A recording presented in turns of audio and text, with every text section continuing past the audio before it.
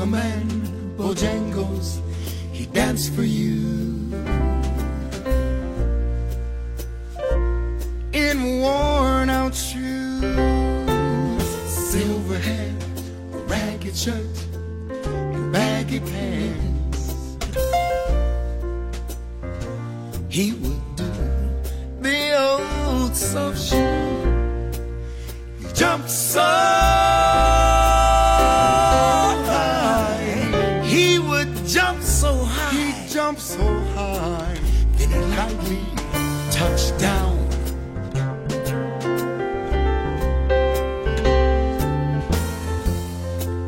We met him in a cell in New Orleans. We were, you know how it is. We just love the McFadden brothers. I guess you can tell they come here so often. They did a wonderful show. I'm supposed to give you a little bit of background about the McFadden brothers, but you all already know about them. You all have been to the shows many times, and you know how they wow the audiences.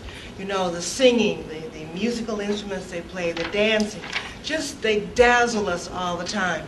I will never forget this past New Year's, my 88-year-old mother, who has to get around with a cane, was enjoying their music so much and stood up and was swaying, put that cane down, and was swaying back and forth. And she was having a good time. She just loved the music, and that is a great, great thing is when everybody, every generation, my daughter, who was in her 20s, was up, swaying. Everybody, we all enjoyed the music. We all enjoyed the liveliness, the vibrancy with which they present their life. Again, this is really their show, so I'm going to quit talking.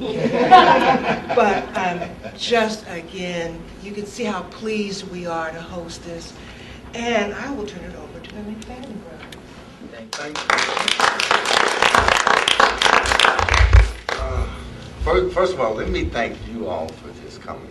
And it just means a lot to just see somebody here. Absolutely. Yeah. Yeah. Somebody is good. That's a good thing. This is our first time doing something like this, so I don't know if it would be better if we just, matter of fact, since I told them don't give me options because I need them to tell me what's, but I'd like to know if you guys have any questions before I just start talking, you know, because I'll just run off. So does anybody have any questions about it? Okay. So when did you know that this was what you want to do for the rest of your life? When did you know the tap music? When did you know and feel that this was? Okay, let's do it individually. Yeah, I think for me, wow.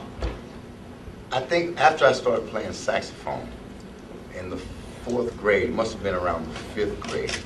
And I would act like I was playing the record. And some of the kids in the neighborhood thought it was me that was actually playing, you know, so I just liked the feeling. Plus, our dad, you know, we were kind of drafted in it, so we were doing it before we even realized it, you know.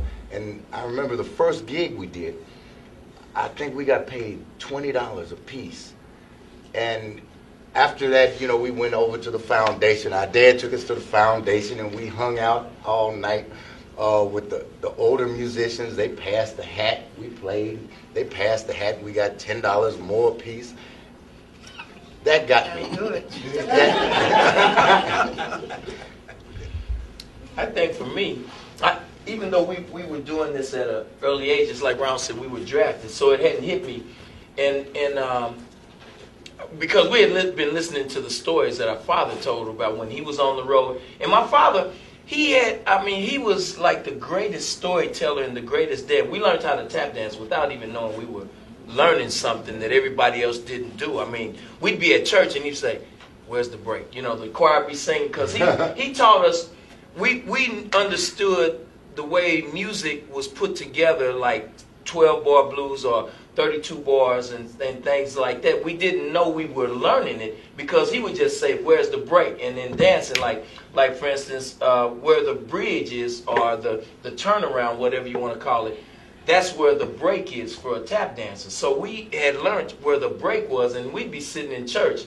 My mother didn't know me. Where's the break? You know, and we'd be sitting there listening to choir, and Ronald or I said, "There's the break right there."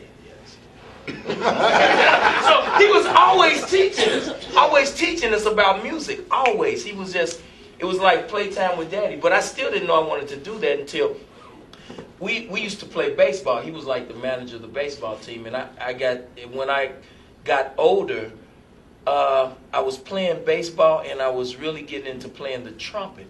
And I think when I finally knew that this was something I wanted to do, I know everybody in here is too young to remember a band called Clyde and Her, but I was like 14 years old. And see, I grew up, that's another, I'm missing a very important part. Clyde was a friend, our father was a friend of Clyde's mom and dad.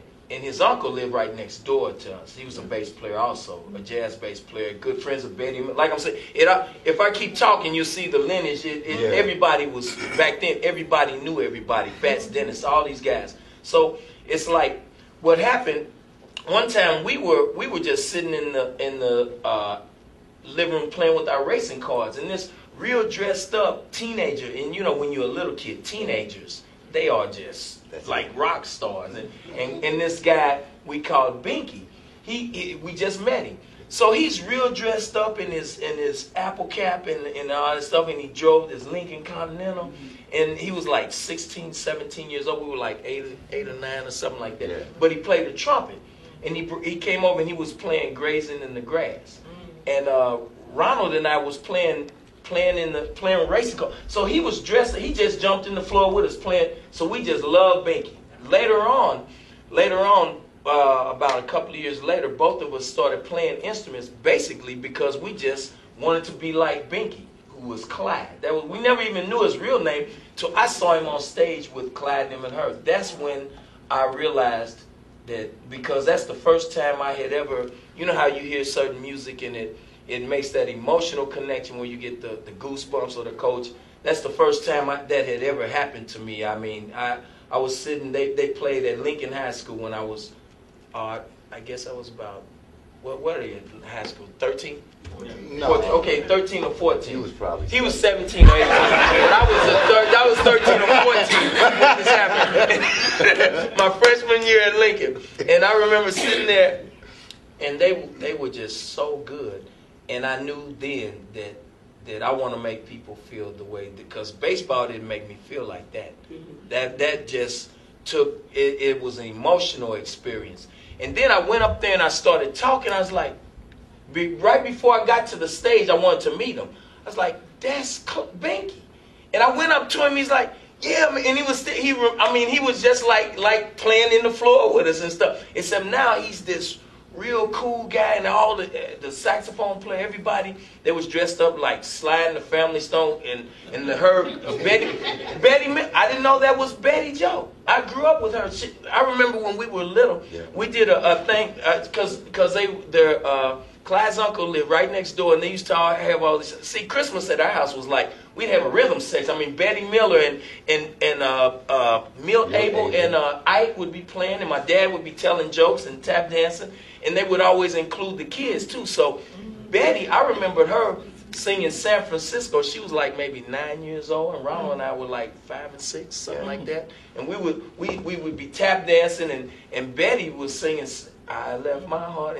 And that the next time I had seen her was right there at Lincoln. I saw Binky and Betty Jo, and I was like, wow. And because I knew them from when I was real, and they just, you know. And so the next time I saw them, I had learned a couple of songs that they played by Chicago and all. So it's like it came to a point when Clyde